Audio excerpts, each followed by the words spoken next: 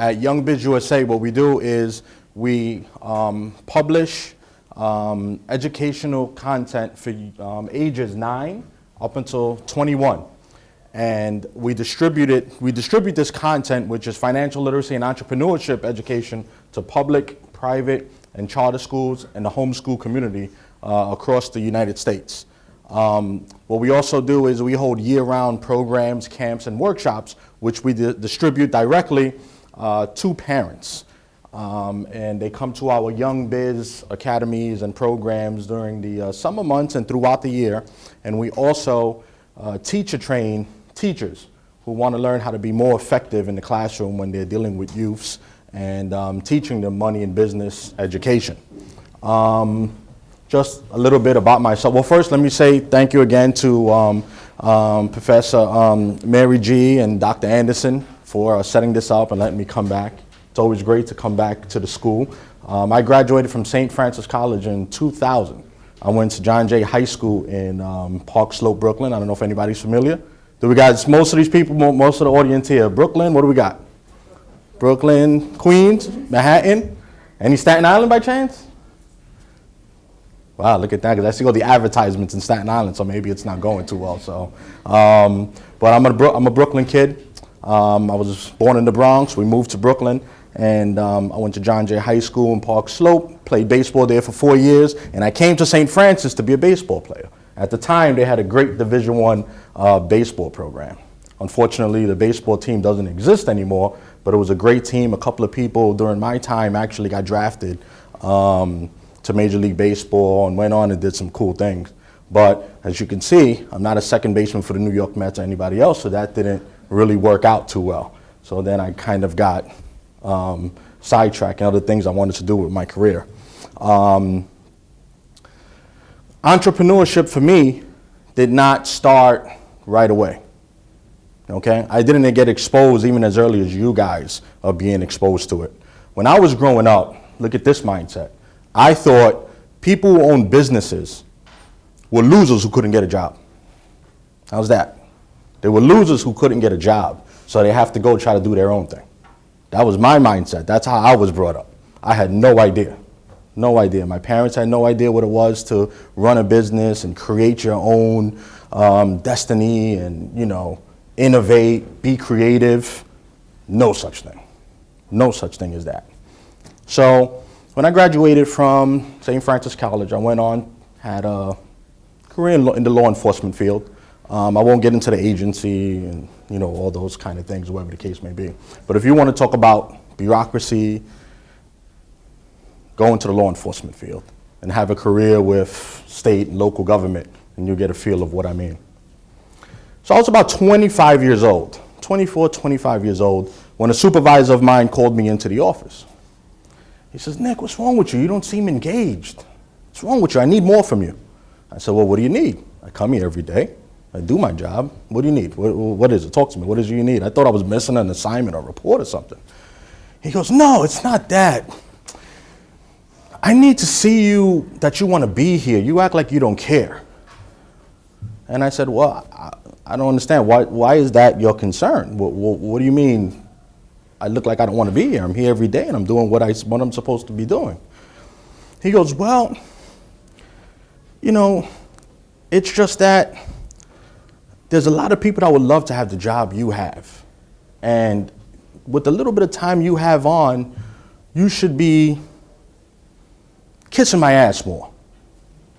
Okay? I said, "Okay, really?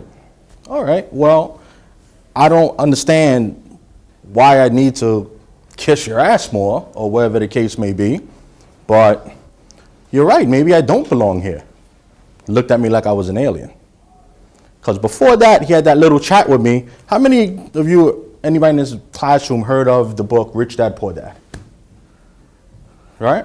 Awesome. You guys read it back to front, right? Kind of changes how you think a little bit, right? By the way, the co-author of that book, Sharon Lecter, great friend of mine and great mentor of mine.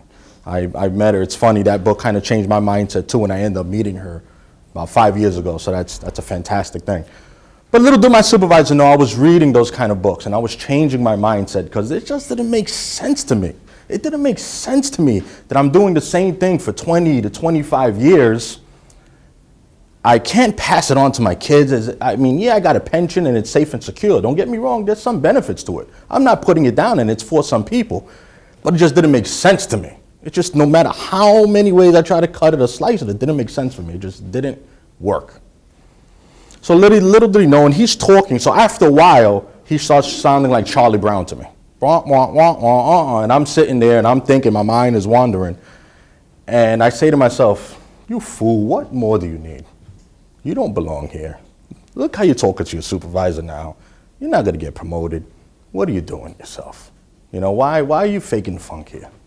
You know what I mean? So that's kind of how my entrepreneurial journey started. I'm 36 years old now.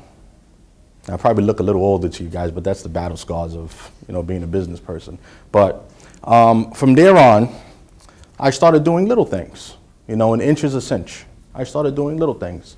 I bought a couple of properties, a couple didn't go well. I made my mistakes. You hear the cliches, don't worry about making mistakes. And it's so true. You know what I mean? You deal with it. If you got somebody you can talk to about it, cool. That kind of makes it a little easier to deal with. But don't worry if you got to keep it inside, because that is part of the process. So I made a couple of mistakes that I was able to kind of recoup on my taxes somewhat, because I still had my job. I still had my job at the time. So I was able to sustain those kind of hits and those kind of blows while I was screwing up. So that was a good thing. That's the advantage to it. What I did was I took my job and I made it a buffer for my mistakes. I made it work for me. Okay, and I made it work for me. There's absolutely nothing wrong with that. I don't suggest you go telling your bosses that and stuff like that. They're not going to want to hear it. They're going to think you're nuts, but there's nothing wrong with it. It's a buffer for what you want to do with your life, and you're protecting yourself. So that's what I did. So I was able to still pay my bills, do my thing. I wasn't married. I didn't have any kids at the time, so it was still easier to handle and get going with it. Then good things started to happen. And I would say in 2009, I said to myself, it would have been so much better if I just knew what I was doing when I, not knew what I was doing, but I was exposed and I understood that I can really create this kind of life for myself when I was 15, 16, 17. Forget about even younger than that. But I said, how is there nothing out there? How is there nothing out there that starts to expose kids? And I'm not talking about the nonprofit organizations like Junior Achievement and Nifty. Those organizations do good work, but they predominantly help the kids that are underserved, underprivileged. I'll be lying to you. I wasn't underserved and underprivileged. I was typical middle class. My father's work, they did a good thing, but I didn't qualify for those things. Junior Achievement didn't come across my desk. So that's another example of the middle class getting screwed, so to speak. I didn't qualify, so I wasn't exposed to that stuff. So I said, how can there not be a niche for this? How can there not be somebody doing this? This is just crazy. So I started doing my research to see what's out there. What's out there for kids? You find some books, you find a couple of things, you can Google some stuff, you'll find some stuff, but nothing with traction, nothing with meaning, nothing with purpose was out there. So in my research, I came across a small company called Young Biz. At the time, it was Young Biz. It was originated out of Georgia. And I started doing my research, okay, wow, look at all this content and curriculum they have. Wow, okay. Why haven't I heard about this company? So I started doing a little more, see what they're doing. No traction online. They didn't really have no kind of feel in the marketplace at all. So gave a couple of calls to the company to see what's going on and see what they're doing. No call back. Finally, I got a call back. And they said, yeah, we're based out of Georgia. We're a small company. The company's in transition right now. We're looking to franchise and sell territories, across the United States, so on and so forth. So I said, wow. I said, okay. I said, thanks. I'll give you a call. Let me think about some things. Let me look at some things. So as you guys are learning in the class now, you kind of go back, you start to say, okay, is this possible? Is this feasible? Can this work here? Why can't it work here? What's going to be the difficulties I'm going to have trying to get this kind of products and services into the community, into the school systems, in front of the parents, those kind of things. And I said, I think this could work. Because personally, I think that company is being ran like a dinosaur. They're not doing anything. You didn't see them on any social media, nothing. So I called back. I said, okay, hey, listen, I want to make a deal with you. I want to take New York, New Jersey, and Connecticut. And I want to take what you guys do, and I want to have those states, and I want to run it, and I want to develop this out here. They said, okay. They were so disorganized. The company just wasn't, they had a little more success in the earlier 90s, but they were kind of fizzling out because I guess that management kind of didn't know where to go at the time. So I said, okay. Made a deal, signed the documents. I took over New York, New Jersey, and Connecticut. Oh, you talk about a grind. I mean, it was a grind. I mean, nothing was working. Principals were hanging up on me. They wouldn't take meetings with me. It was just terrible. And this company was supposed to be providing some kind of support. Like, you know, with the franchises, of course, they give you support and they tell you how to run this thing. There wasn't none of that. I mean, it was just a disaster. So I said, okay, what am I going to do with this now? I put some money into this already. How am I going to get this thing to work? Because this got to work. I got something good here. You know what I mean? I just got to make it to work. I got to get it to work somehow. And I still have my job at the time. I just still got my job, so I'm doing dual things here. So I said, okay, this is what I'm going to do. I'm going to stop. Okay, I'm going to stop. And don't mind me, I might get on this board here. That's when I get on a little. Mary G might give me a little hand signal if I start to go because I could talk all day to you guys. But this is what I'm going to do. I'm going to stop fighting with the school systems. I'm going to stop fighting with the teachers. Because you know why? They really don't want to do this the way it needs to be done. And in fairness to them, they got English, math, they got all the things they got to deal with, okay? So I got to stop trying to give the customer what they don't want, okay? A successful entrepreneur told me one time, you want to be a millionaire, a billionaire? Find out what the people want and then go get it for them. I know that sounds a little easier said than done, but that's the formula right there. So I said, okay, this is what I'm going to do. I'm not going to forget about the school systems and the teachers. What I'm going to do is bang them down a little bit. They're going to be my third profit center. That's what they're going to be. I'm always here for them. They're going to be my third one. I'm going to start talking to the parents directly. I'm going to start making them feel bad. I'm going to start making them want us, love us, need us. That's who I'm going to talk to. There's no bureaucracy to talk to parents. For the most part, all parents love their kids, right? And they want the best for them and so on and so forth. Right when I did that little lever that I pulled, things started to happen. And I still didn't even get real active with my online marketing and getting in front of videos and teaching and giving value and giving things away. That little thing right there started to give us a little traction here in this New York, New Jersey, Connecticut area. Wow, so the other people that were buying different states, on the West Coast and things like that, would say, hey, what's that guy Nick doing in New York? What's he doing that he's so active and things are going on and like things are happening out there? Because they were running into the same obstacles out there. Education's a tough business in the United States. It's a tough business. So as things went on and I started to gain traction, I started to do better and dealing with my lumps. I started to develop a nice tight niche with what we were doing and how we were communicating with the parents and getting them into our programs and exposing them to what we're doing. So I say around 2009, 2010, the corporate company really started having some trouble. And I said, you know what? You're thinking, right? How many of you ever heard you always got to think into the future? You always got to kind of see it. You always deal with the present, but you got to see into the future. I said, you know what? If I could take this niche and I take the United States, now we're cooking with something. Now we're serious. I was kind of playing with pennies and dollars, but now we're cooking with something if I can pull that off. You know what I mean? So talk to the owners. I said, hey, listen, I see it's struggling. Things are going on. It's not what I thought it was with support, so on and so forth, for whatever reason. Give me the United States. Let's make a deal. We go back and forth a little bit. They try to value it too high, some nonsense, or whatever the case may be. There were some legal things involved with notes that were owed to me, so on and so forth. But in any event, January 2010, I took over the whole United States of America, became the owner of Young Biz USA.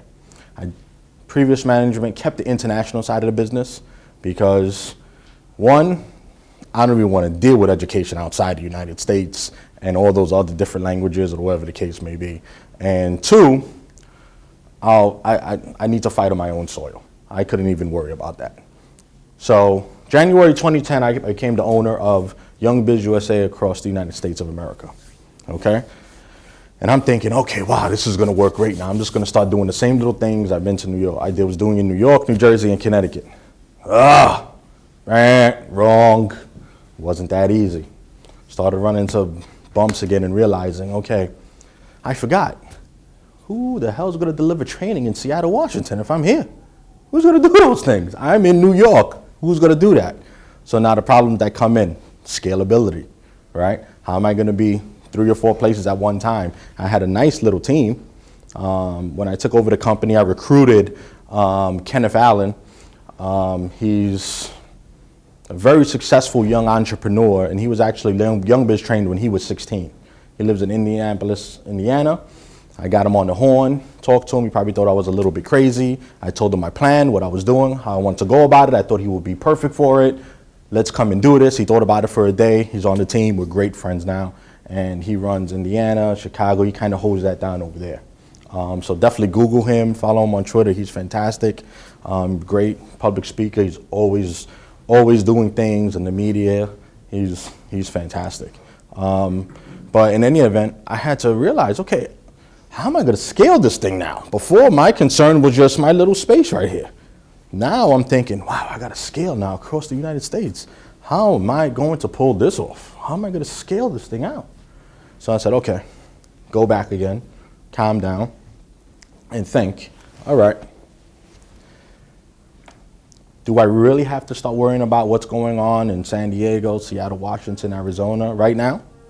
Presently, do I need to really worry about that? Or do I need to kind of still worry about right here? Who watches Shark Tank in the room? Channel 7. You guys ever heard Mark Cuban say, he's always correcting them and he's screaming at them, whatever the case may be, but the guy is so smart, he's so intelligent. He tells them, why are you worried about all that other stuff? Kill right here what you're doing right here. Kill this right here. Then you worry about going over there. And it's so right. And that's what I did. Those are the little things that I pulled. I worried about New York, New Jersey, Connecticut still. My partner, Kenneth Allen, was handling Indianapolis, Indiana, and we started to kill them there. We started to kill them, get real busy. We started doing it, the online marketing, getting in front of the videos, giving free value to the parents. They could have taken our training videos and not even bought nothing and started their kid being a youth entrepreneur. That's how much value we were giving away. We were giving away so much value that parents wanted more after that. Okay? It was fantastic. It was absolutely phenomenal. And one thing I did before I took over the United States was, and you guys remember this, this is little tidbits, these little things you have to write down. Know where the pockets are before you need them. All right? Does anybody know what I mean by that? By thinking off the bat what I mean by that, where am I going with it? Know where the pockets are before you need them. I had a list of 5 people I know I can talk to go get some money and make an investment in my business before I took it over. I knew where the pockets were. But I wasn't going to be foolish and talk to them yet. A couple of people I did and said, listen, you're not ready for us yet. You got to get this thing going, show us it works before, we give you anything. But I knew where it was. I knew the pockets. I knew who I was going to talk to, who would be interested in it. And trust me, I got laughed at. My own friends laughed at me. And said, they ain't going to work. And they were teachers. How about that one? Teachers, I thought they would see it. They would see the value in it. And they laughed at me. But I knew where the pockets were. So I didn't have to waste time now trying to go around and find people who are capable of making an investment in me and my company. I knew where the pockets were. And every successful person, for the most part, knows where the pockets are. Okay? You have to understand that. Okay? So from there, we gained a little traction, started doing phenomenally well in our small little pockets. And I reached out to one of those pockets and worked well. Liked what we were doing. Invested in mostly us for the most part. I gotta be totally honest. Money follows management. Don't ever get confused. Money follows management. Money follows people who know what they're doing, okay? There are some exceptions to that. Like, for example, if you got a great, awesome tech idea where it's so great that even if you screw it up, it still works. Example, Facebook.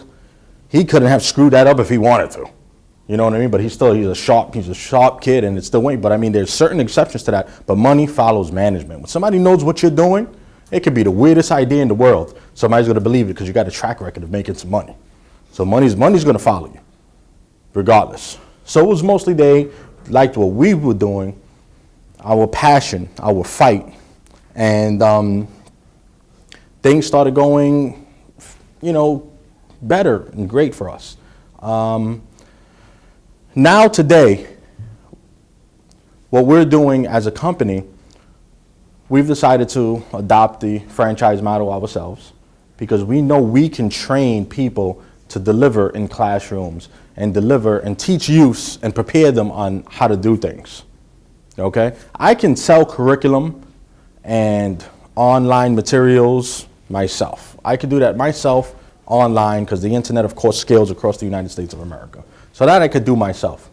But where franchise partners are going to come into play and give us a licensing fee for the rights to go into that state and into that territory is that it gives us somebody who's there on the ground and knows what's going on in that community. I don't know what's going on in Omaha, Nebraska. It would take me too long to learn that and figure that out. So that's not going to work. So that's the model that I picked to solve my scalability issues. And at the same time, I had to fine-tune my system and make sure it worked because I'm bringing in people and they're believing in us that our systems, our techniques, and our marketing plan works. I wanted to focus on that, okay? I wanted to focus on that right there, and I wanted to put a bunch of strategies around it.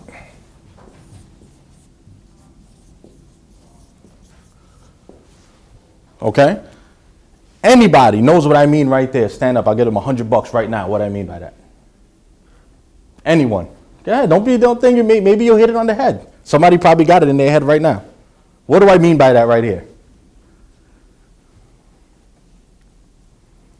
It's not confusing, right? It's pretty much straightforward. What do I mean by this right here? And this is my own little formula. Listen, as budding entrepreneurs and stuff like that, crazy stuff goes on up here. So you guys don't tell me you don't got crazy stuff going on up here. That's part of it. I'm a nut up here with things that I want to do and how I go about things. But this is what I wanted to focus on. I got a bunch of strategies right around here, okay? And this is all I want to do. I want to market. I want to market.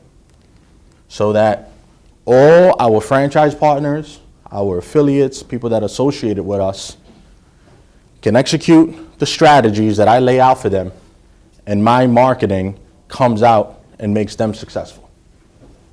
Okay? So I've when I was doing maybe 50 things for my business at one time. Okay? Was it effective? No, but it's what needed to be done at the time. So I've able to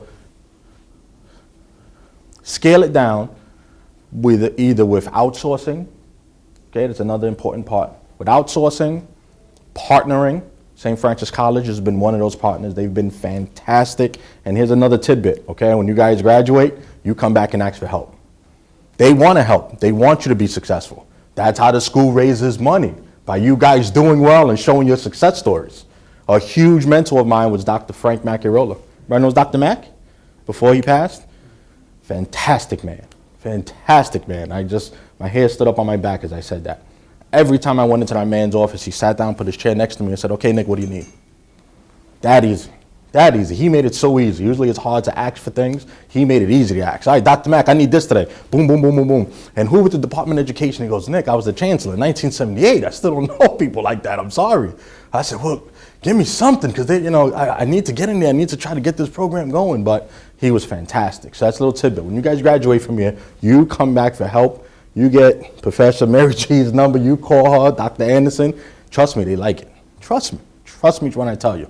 So I wanted to focus on marketing. I want to market my company, and I wanted to focus on strategically positioning my company to where we're successful and hopefully become the #1 brand for youth financial literacy and entrepreneurship education in the United States, while at the same time making other successful business persons profitable and hopefully happy with their business in their local communities. So now what I've managed to do was, in this kind of short time frame, I took a company that was, I was only focused on a little small area.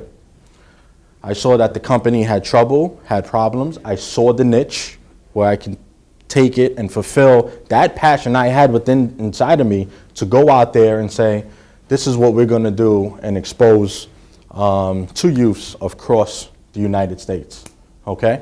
And I switched what the company focused on. No more schools and principals and fighting with them as my #1 profit center. I switched that, I put them down to third. Parents. Parents became our #1 profit center. Parents is the #1 customer that I speak to.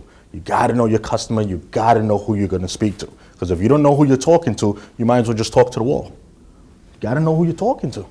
You gotta know who you're talking to, and you gotta know who you can reach deep down inside so that your passion and your marketing and everything can infect them and know that it can help them and their students. Again, nobody's really giving kids this. Nobody's really giving kids this kind of information at all. At all.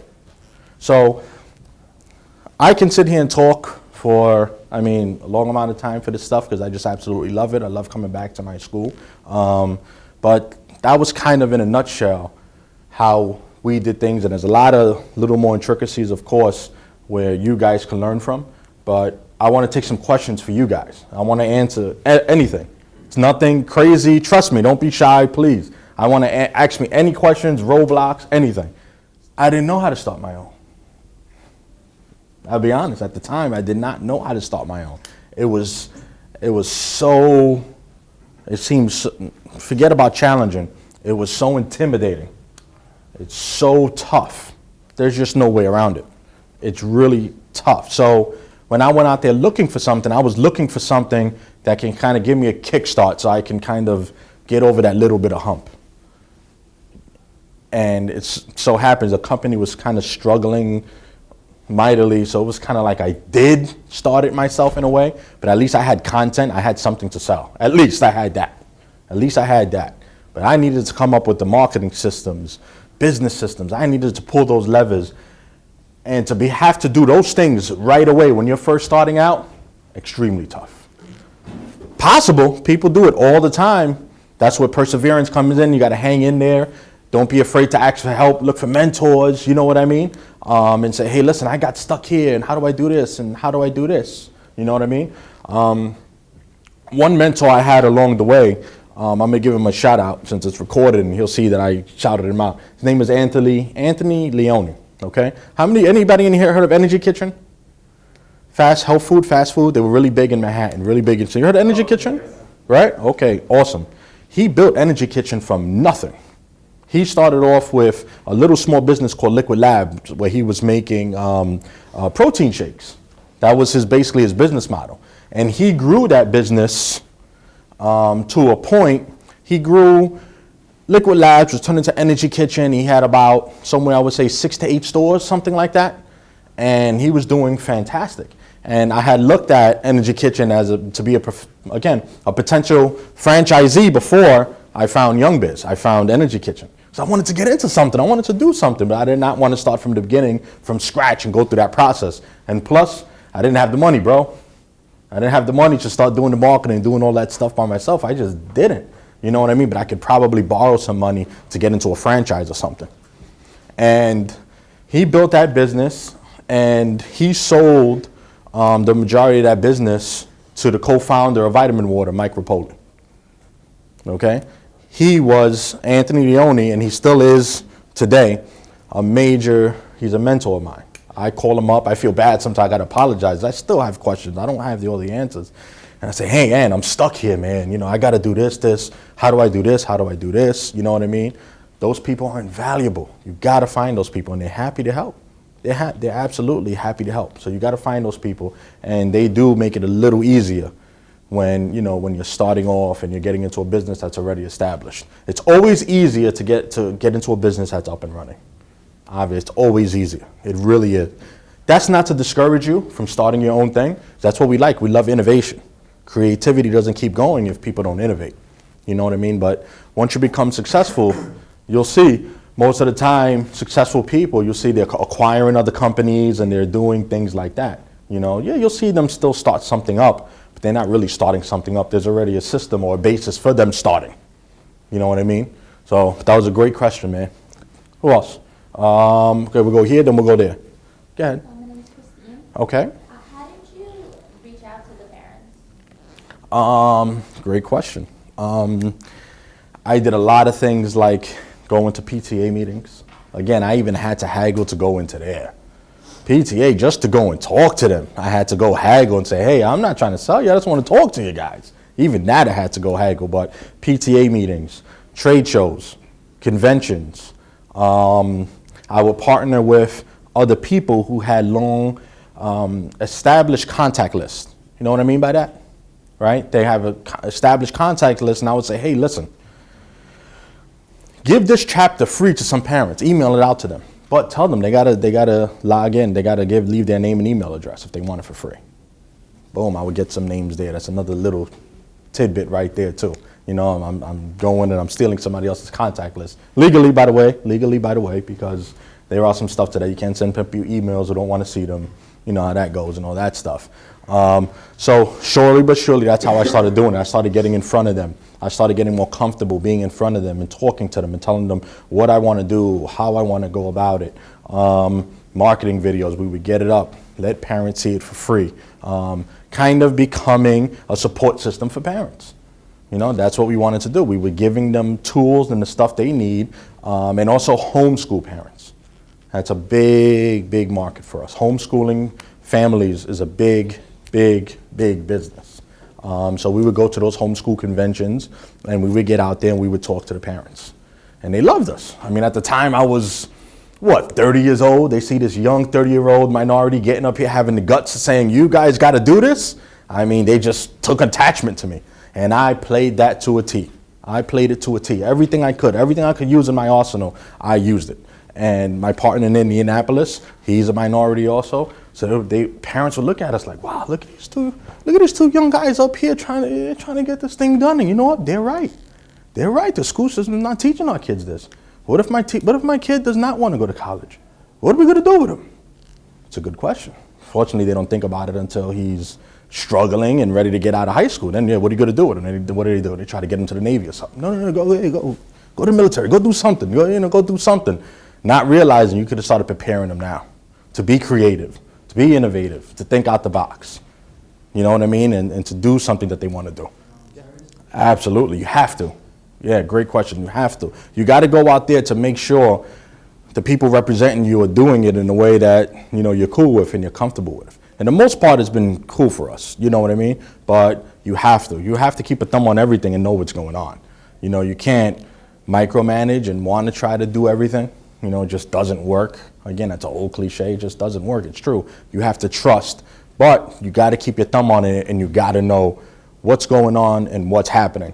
You guys see it in the news all the time. American Greed. Who watches that show too, like on CNBC, about Wall Street people who get greedy and stuff that is going on, right? Oh, you've heard of it, I'm sure. And their excuse always is, I didn't know what the CFO was doing. I don't know numbers.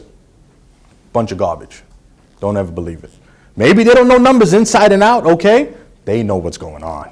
If they know how much money's going on down there, and there's a big scam like that going on, they have their thumb on it.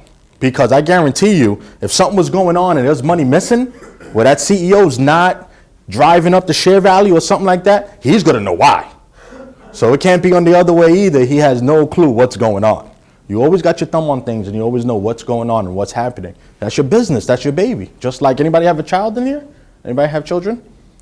I got 2 twin boys at home, just turned 3, so imagine my life with trying to run a business and doing that. But your business is like your baby. You're on top of it. You're making sure they're okay. You're making sure everything's good. You want them to come independent. You want them to start doing things on their own. It's the same thing with your business. You want it to be in there. You want it to run without you. You want to go take vacation, and your systems are still running, or whatever the case may be. But I got my thumb on you, and I know what's going on at all times. Have to. I got one right here, and then I'll come across. Go ahead. What did you major in school? Like when you were in the same classes? Sociology, criminal justice. Remember, I was lost. I was a lost fellow. Remember, I was lost. I had no clue. I had no clue I would be up here doing this. I never thought in my million years I would have the guts to even stand up in front of you guys and talk. Never thought at all. But that's what I did. I was a sociology, criminal justice major, and I graduated, I think, 3.7, I think. I can't remember. And I don't even know how I did that, to be honest with you. I really don't know how I did that.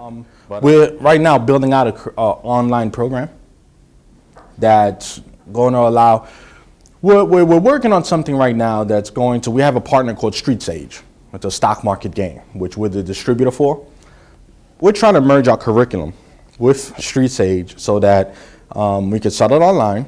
And it's no secret, so I'm not letting out no, top secret info here. But we're trying to merge those two things together so teachers, parents, and all the customers for our business can go in there and learn investing, the stock market game, while also using our hands-on curriculum to get out there and be well-rounded as a youth entrepreneur. Because you may want to be an investor. You might have an interest in numbers.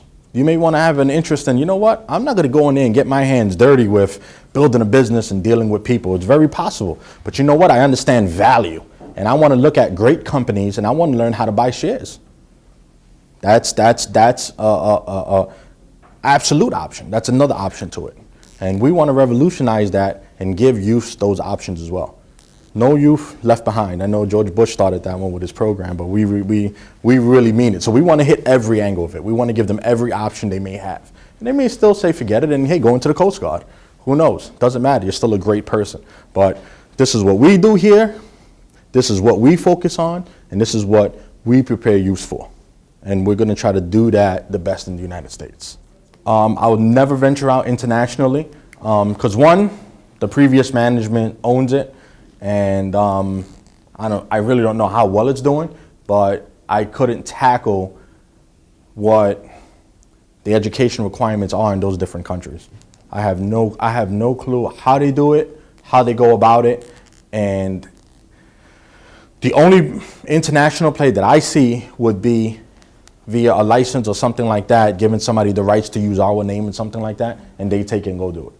That's the only play that I could maybe see if I owned international or something like that. But for the near future, and I don't see it.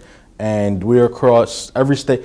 We have at least 5 schools in every state that buys curriculum from us, at least, and they use it in the classroom, at least. And we probably got about 20 states where there's programs and camps going on, and kids are going to those programs and camps. So curriculum statewide. Teachers go on, they look at the curriculum online, looks fantastic, looks great. They see the curriculum they want, they buy it.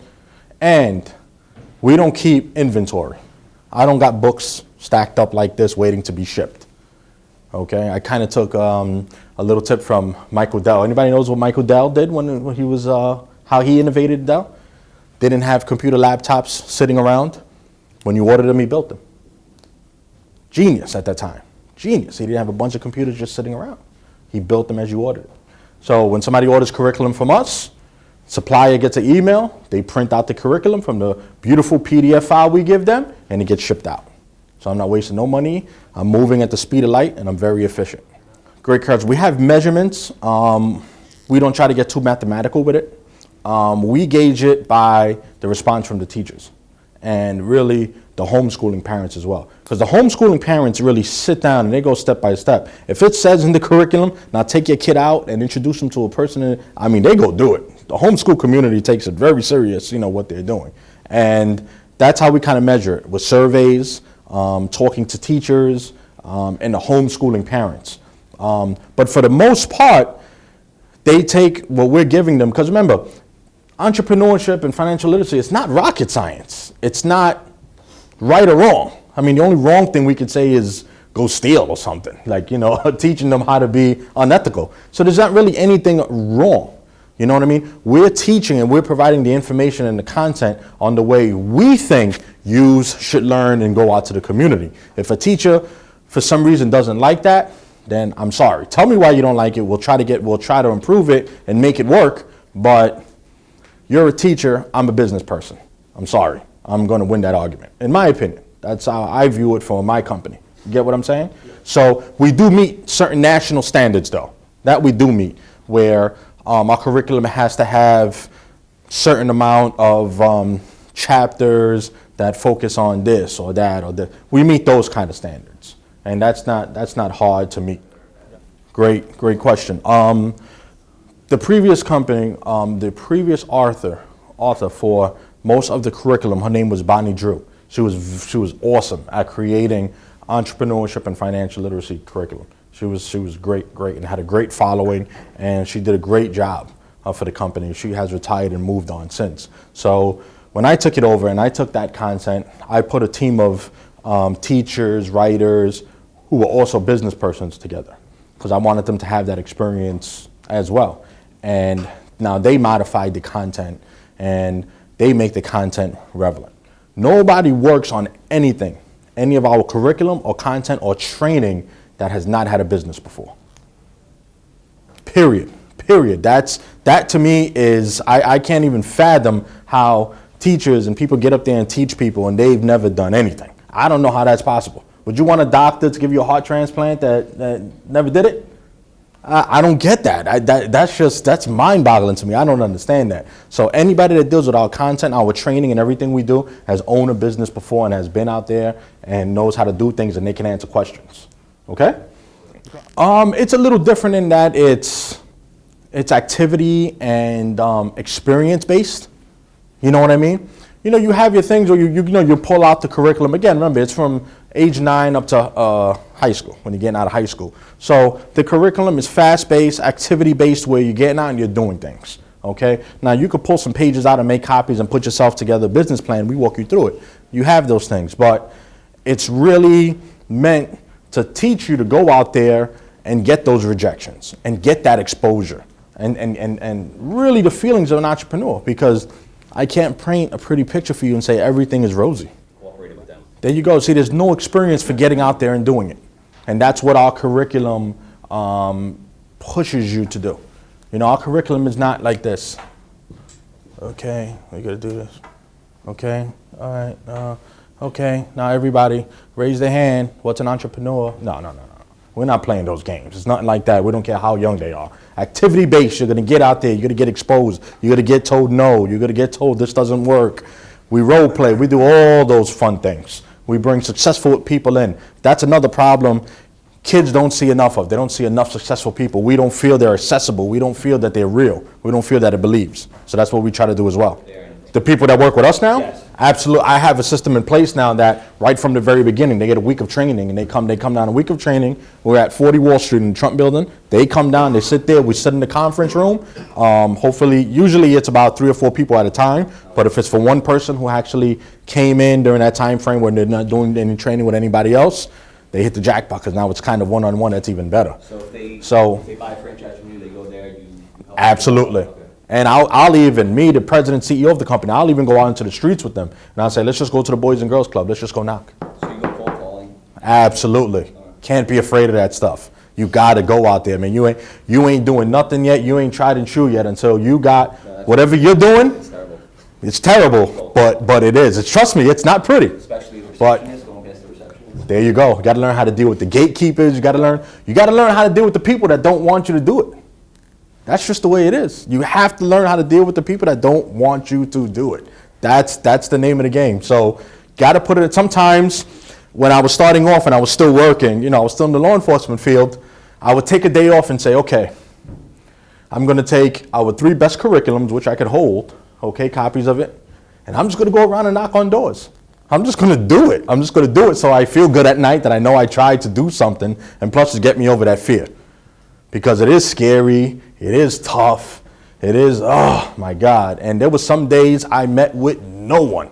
They just wouldn't mess with me, man. They wouldn't talk to me. They wanted to have nothing to do with me. You know what I mean? But that's part of it. And I'm being honest with you. That is part of it. But when you figure out how to deal with that and get over it, sky's the limit, man. It opens up. It opens up. To use a football analogy, when that running back is going through the line and it opens up and he sees pay dirt out there, now you got something good going. That's why you can't give up when you're dealing with that. That's part of it. There's just no way around it. We try to. The parents have to cooperate with us with that. Parents and teachers got to cooperate with us. So not everybody wants to do the surveys. Not everybody wants to, you know what I mean? But we try our best to keep track with students who have been exposed to Young Biz and then go on to high school or whatever the case may be. And one great example of that is somebody who, we was at a homeschool show. They purchased our curriculum at a homeschool show, okay? And I got an email about 2 years later that told me how great and how awesome he was doing from our curriculum, okay? Exactly. Come on up, Sam. That's what I was going right into right there. His mom reached out to me. How you doing, Sam? Very good. Good, man. Great to see you again, buddy. See you. Sam's mother purchased our curriculum at a homeschool show, I want to say probably 2009, 2010. She gave me examples and all the great things they were doing, how much the family supports him. And I said, this is fantastic. And again, me being the marketer that I am, I called my friend up. I said, hey, listen, we got to get out there. He lives all the way out in Long Island. We got to get out there and we got to interview. So that when I shot this interview with Sam, everybody else could use it as a strategy to get our programs and curriculums out there. Guys get what I'm saying now a little bit, right? Piecing together a little bit, all right? So I want to introduce you guys to Sam. How old are you now, Sam? Just turned 16. Just turned 16, and he's going to talk to you about the great things he's done, why he's decided to start a business, and how Young Biz has helped him along the way. So give him a clap. He was a little nervous because, you know, you guys are college students, but I said it's all good. Everybody here is trying to learn together and everything like that. So I'm sure you guys think it's cool that a young man is up here. So, yep. Sam, they're all yours. They're great. I've been talking to them for a little while, so you'll be fine, buddy. Go get them. We get a lot of success stories that are sent to us from what kids develop and the things that they do. Some cool on a lower level, some on a higher level, but it doesn't matter as long as they're doing something because, you know, that's the point. Just getting started, changing your mindset and understanding that it can't be done. That's the most important part when you're young. So success stories always come to us, especially teachers are good with that. The teachers will say, hey, this student went home and they went and they created this and I want to say thank you. So we get tons of thank you throughout the year. But Sam is definitely at the higher end with the things he's created and his mindset and the great support system he has. That's paramount. That's paramount. Look how they came out. That's marketing. I mean, that's just absolutely fantastic right there. So yeah, absolutely. So Sam, you did a great job, man. Thank you. Thank you.